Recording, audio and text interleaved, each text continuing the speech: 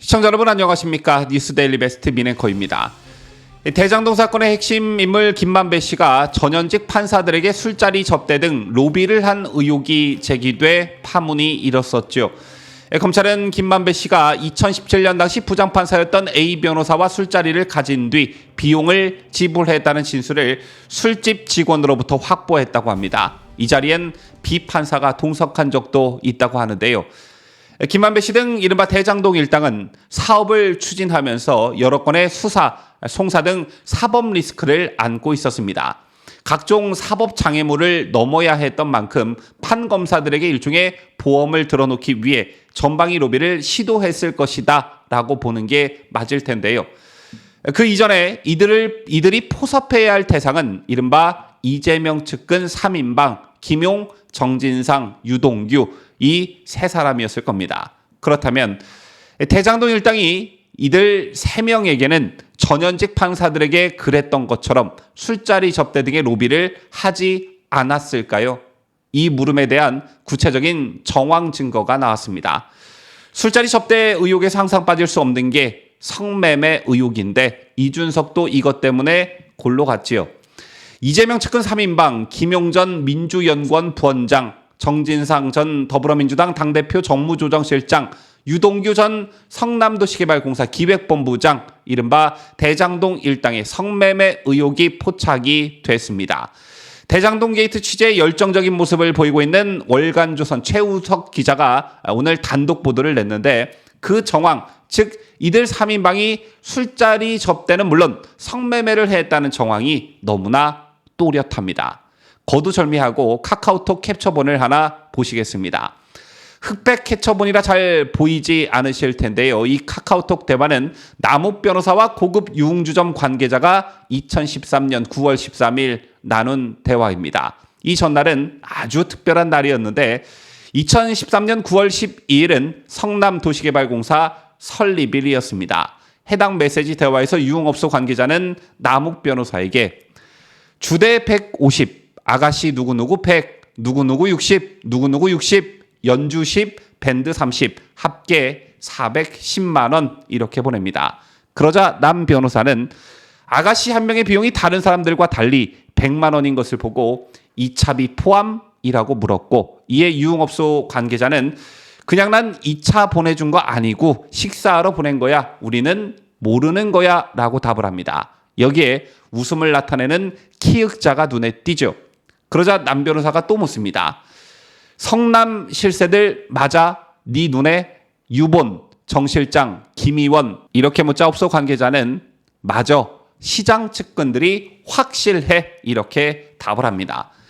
자, 그렇다면 이 유흥업소 관계자는 어떻게 이들이 이재명 시장의 측근들임을 확신했을까요? 알려진 바에 따르면 유흥주점 관계자는 이들 3인방이 노는 방을 들락날락하면서 3인방이 이재명 대표의 측근이란 확신을 가졌다고 하는데, 그 이유는 이들 3인방이 술을 마시면서 자신들이 이재명 당시 성남시장과 가깝다는 식으로 이야기를 했다는 것입니다.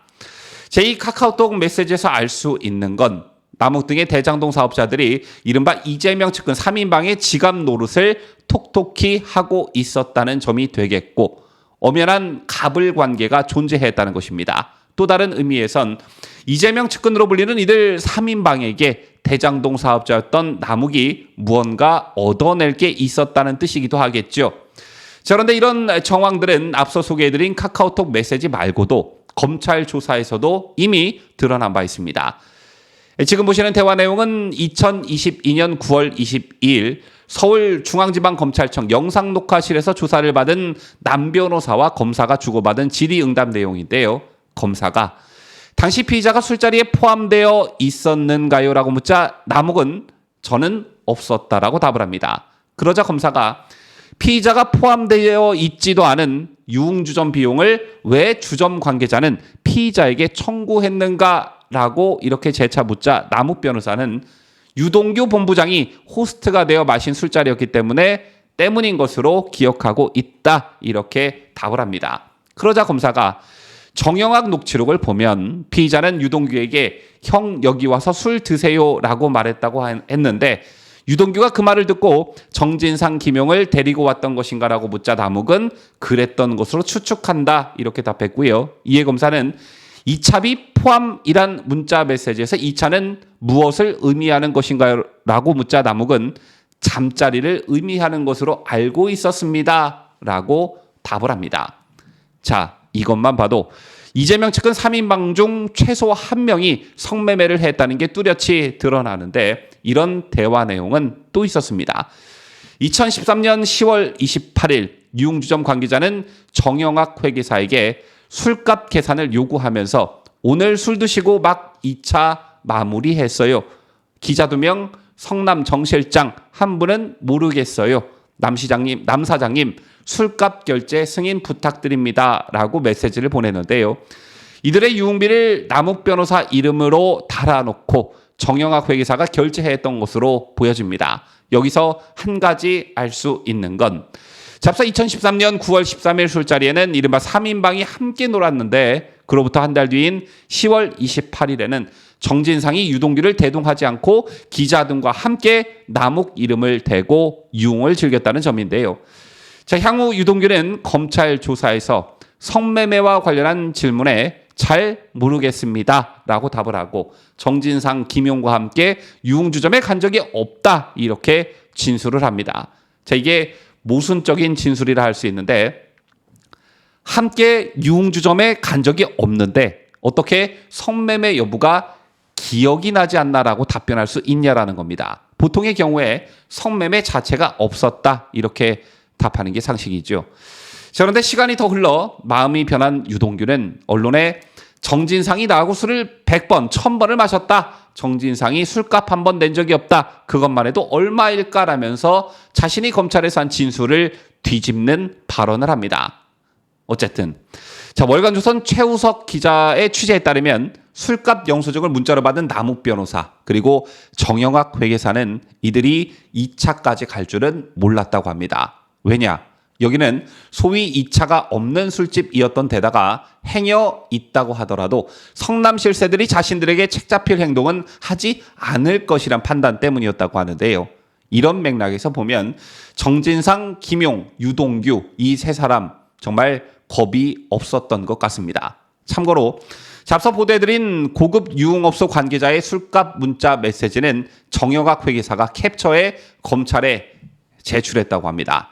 이 같은 일이 일어났던 시점은 2013년도였습니다. 자, 따라서 공소시효인 5년이 지난 상황이라 할 수 있는데요. 검찰이 문자메시지 캡처본 및 진술을 확보했다 하더라도 공소권 없음으로 결론이 날 그런 사안입니다. 그런데 여러분 아시다시피 법적 처벌 문제를 떠나 이런 사람들이 소위 밤에 유흥업소나 들락날락하던 사람들이 훗날 민주당의 싱크탱크인 민주연구원의 부원장을 하고 당대표 비서실 정무조정실장을 하고 막 이랬습니다. 참 수준 떨어지죠. 지금까지 저는 자유대한민국을 수호하는 뉴스데일리 베스트 민앵커였습니다.